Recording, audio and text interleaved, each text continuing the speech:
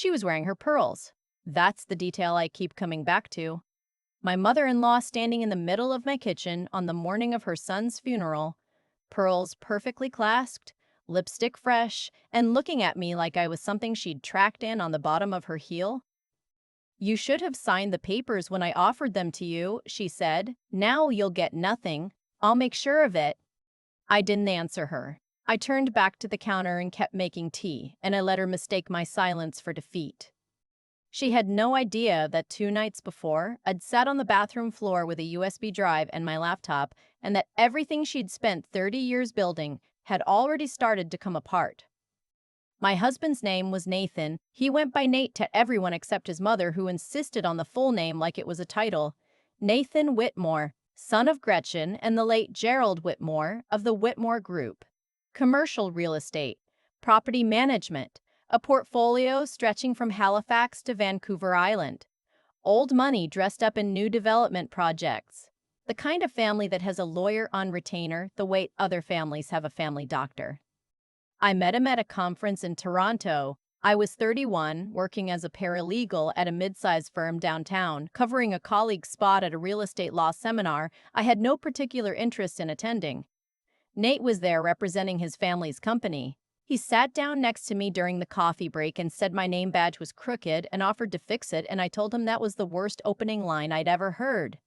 He laughed, a real laugh, not polished. I remember being surprised by it. We talked for 4 hours that afternoon, not about real estate, about his complicated feelings about having grown up wealthy in a way that always felt conditional, about how he'd spent his 20s trying to prove he deserved what he'd been handed, about how exhausted he was of people who wanted something from him before they even knew his last name. I told him about growing up in Sudbury with my mother and my grandmother after my father left, about putting myself through university, about the particular chip I'd carried on my shoulder that I was only just starting to set down. It was the most honest conversation I'd had with a stranger in years. He called me the next morning, not with a text, not a follow request. He called. We were married 22 months later in a small ceremony in the Muskoka cottage his grandmother had left him, the one piece of Whitmore property his mother hadn't managed to fold into the business. I wore my grandmother's earrings. My mother cried through the whole thing. Nate's mother wore black, which I chose to believe was coincidental. Gretchen Whitmore had decided to dislike me before she knew a single thing about me. I understood that. I wasn't what she'd imagined for her son. I hadn't gone to the right schools, didn't belong to the right clubs, didn't come attached to the right family name. In her world, marriage was a merger, and I brought nothing to the table she found useful. The first time I met her, she asked me where I'd done my undergrad, and when I said Laurentian, she said, "Oh, how interesting," in a tone that meant the exact opposite. Over the years that followed, she found 100 small ways to make her feelings clear. Forgetting to copy me on family emails, referring to the Muskoka cottage as Nathan's place in front of company, asking me once with a smile so serene it could have been framed whether I'd thought about going back to work now that the firm had taken Nate on full-time, because surely I must find the days long. I found the days fine, actually. I left the firm to help Nate manage a side project he'd started independently, a small property development company entirely separate from Whitmore Group that he'd built from scratch with his own savings and a business partner he trusted. It was the thing he was most proud of. It was also the thing his mother resented most because it was the one part of him she didn't own. What I didn't fully understand then, what Nate had been trying to tell me in pieces over those years, was how deep the rot actually went. He'd seen things in the family business that had kept him up at night for longer than he'd admitted to me. Financial arrangements that didn't survive scrutiny. Properties managed in ways that left tenants without heat in January and landlord liability quietly buried.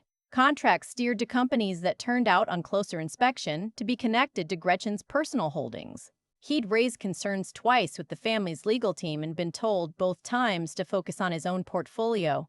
He didn't tell me all of this at once. He told me in the way that people tell you things they're afraid of, sideways, over time, in the middle of ordinary conversations. I didn't understand the shape of it until much later. Nate died on a Tuesday in November. He was 40 years old. He was driving back from a site visit north of Barrie when he hit black ice and went off the highway. He was killed on impact. The police said he wouldn't have felt anything. I have held on to that. I have held on to that so many times. I was at her house in the annex when the officer came to the door.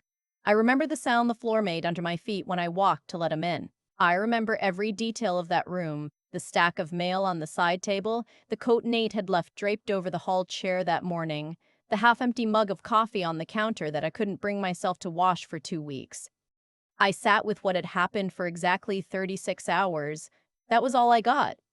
Gretchen arrived at the house on Thursday morning with her lawyer and her younger sister and an expression that said she had already moved on to the logistics. She wanted to discuss the estate. She wanted to discuss the estate.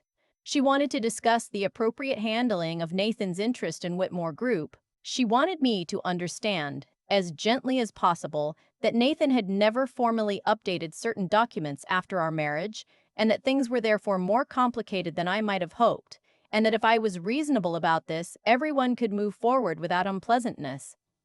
I was sitting in the chair that still smelled like Nate's jacket. I said I would need time to speak with my own counsel. She looked at me the way she always had, patient, pitying, absolutely certain she had already won. She didn't know that 2 nights before I had found the envelope. Nate had a fireproof lockbox he kept in his home office. I knew about it. I knew the combination because he'd given it to me the year before, casual as anything, writing it on a post-it and handing it over while he was on a call. Just in case, he'd said, not explaining in case of what. After Gretchen left that Thursday, I went to his office and sat in his chair for a long time. Then I opened the lockbox. There was a USB drive, a sealed letter addressed to me in Nate's handwriting, and a second sealed envelope addressed to a lawyer named Mr. Beaumont at a firm in Ottawa I'd never heard of. I opened my letter first. I'm not going to share everything he wrote. Some of it is mine alone to keep. But he started by saying he was sorry he'd been carrying this without telling me more directly, and that he hoped I was never reading this because it would mean something had gone badly wrong, and that if it had, he needed me to understand that everything he had done in the past 2 years had been to make sure I was protected. He told me about the USB drive.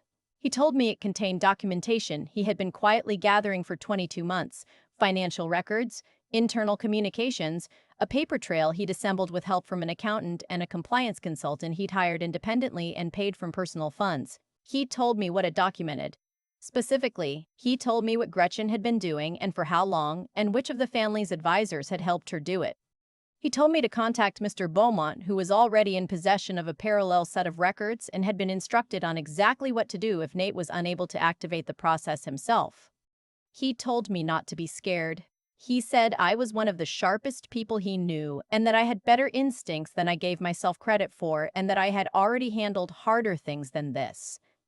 Then he said he loved me. He said it in a plain, simple way that broke me open and put me back together at the same time. I sat in his chair until well past midnight, reading everything on that USB drive. I did not call Mr. Beaumont immediately. I needed a week. I went to my mother's in Sudbury and I cried until I didn't have anything left, and my mother fed me soup and didn't ask me questions, and my aunt drove down from Sault Ste. Marie and slept on the pullout and watched old CBC dramas with me until 2 in the morning. They didn't know what I was holding. They just knew I needed to not be alone with it. When I came back to Toronto, I called Mr. Beaumont. He was exactly what Nate had described.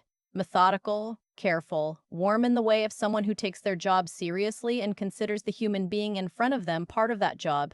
He walked me through everything. He told me that in addition to the civil proceedings that could be initiated, the documentation Nate had assembled was sufficient to warrant a referral to the appropriate regulatory bodies, the Financial Services Regulatory Authority of Ontario, and potentially the RCMP's Financial Crimes Unit, depending on how the review developed. He told me the process would not be quick. He told me it would likely be contested aggressively. He told me I should expect Gretchen to be formidable. I told him I had been watching her be formidable for 7 years, and that I understood exactly what that looked like from every angle. He smiled at that, just slightly. Gretchen escalated as predicted. She had her lawyer send letters. She had her sister call my mother, which was a choice that told me she was rattled. She froze what she could, contested what she could, and had a story circulating in the family within weeks that I had manipulated Nathan, that the separation of his business from Whitmore Group had been my influence, that I had driven a wedge between a mother and her son for my own financial benefit. I heard all of this secondhand. I didn't engage with it.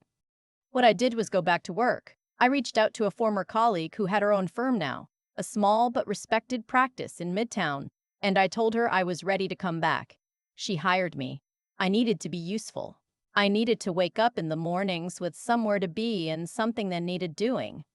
I also did something Nate had suggested in his letter, which I had initially thought was sentimental rather than practical. I went through all of his independent company's files and organized everything into a clean, documented record. His business partner, a man named Gordon, actually someone I should rename here, a man I'll call Tate, had been holding things together since Nate's death, and he was relieved to have me involved. Together we made sure that business was solid. The formal proceedings took 14 months. I won't give you all of it in legal language because it wouldn't be honest. I didn't understand half of it in the moment and I lived it. What I can tell you is that at the end of those 14 months, the findings were significant. Gretchen's management of certain Whitmore Group assets was referred for regulatory review. A number of civil claims were settled. Nate's estate, including his share of the independent company, which had been assessed and was worth considerably more than Gretchen had suggested in those early kitchen table conversations, was resolved in my favor. The day the last settlement was confirmed, I was sitting in Mr. Beaumont's office in Ottawa with a cup of coffee that had gone cold. He slid the documents across the desk and I signed where indicated, and he said, quietly, that he thought Nathan would be glad. I didn't say anything, I just nodded. I sold the house in the annex. I couldn't have stayed there. I bought a smaller place in the Beaches neighborhood, a semi-detached Victorian 2 blocks from the lake, with a backyard my dog has fully claimed and a front porch where I drink my coffee every morning when the weather allows it. My mother came down for a week when I moved in and put up curtains in every window because she said a house isn't a home until there are curtains. And I didn't argue with her because she was right. I still work. I like working. The firm is good and my colleagues are sharp, and on Wednesday afternoons I have a standing lunch with my former colleague, now my boss, technically, though she hates when I say that, where we talk about cases and office politics and occasionally her kids and occasionally my plans for the backyard. I think about Nate all the time. I will always think about him. He was the most genuinely decent person I've met in my life, not in a soft way, but in the way of someone who had thought carefully about who he wanted to be and then chose it, consistently, even when it was costly. His mother had given him every reason to become exactly like her, and he had declined. I think about the 2 years he spent quietly, carefully, without burdening me with the full weight of it, assembling what he needed to assemble. I have wondered, the way I suspect I will always wonder, whether some part of him knew, whether the care he took was the care of someone who felt the edges of something closing in and was trying to make sure I wouldn't be standing alone in the dark when it happened. I don't have an answer to that. I'm not sure I need one. What I know is this. Gretchen came into my kitchen the morning of her son's funeral, wearing her pearls, and told me I would get nothing. She looked at my silence and saw surrender. She had no idea that her son had loved me in the most practical and lasting way he knew how. She had no idea that the very qualities she'd spent 7 years dismissing in me, the paralegal from Sudbury, the woman without the right last name, were exactly the qualities that had made me someone her son trusted to finish what he'd started. I adjusted my glasses, I let her say her piece, and I made my tea. The game, as she would discover 14 months later, had been over before she walked through my door. I keep thinking about the pearls. Not about the legal proceedings, not about the settlement, not about the morning Mr. Beaumont slid the final documents across his desk in Ottawa. I keep thinking about a woman who put on her pearls the morning of her son's funeral and walked into my kitchen ready to dismantle what was left of my life. That image has taught me more about cause and consequence than anything I learned in a classroom. Gretchen didn't lose because the law caught up with her, though it did.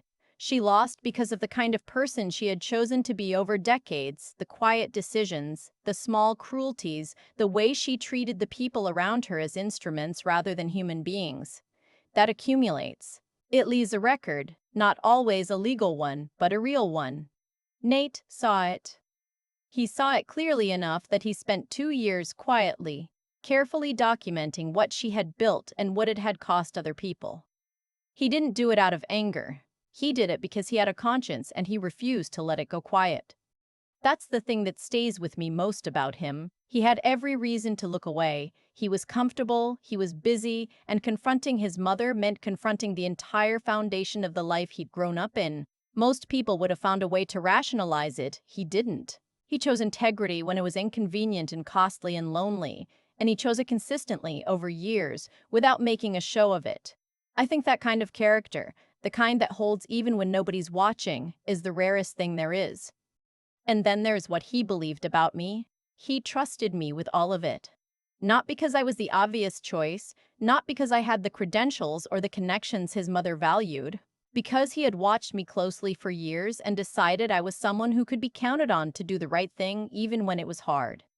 That's a different kind of intelligence than the kind Gretchen respected. It's not about status or strategy. It's about reading people accurately, understanding what actually matters, and building something real on that foundation. I won't pretend the 14 months were easy. There were weeks I was running entirely on stubbornness and my mother's soup. There were mornings I sat in Nate's office chair and asked the room whether I was strong enough for any of this. The answer, I discovered, is that you don't find out whether you're strong enough in advance. You find out by continuing. That's all it is.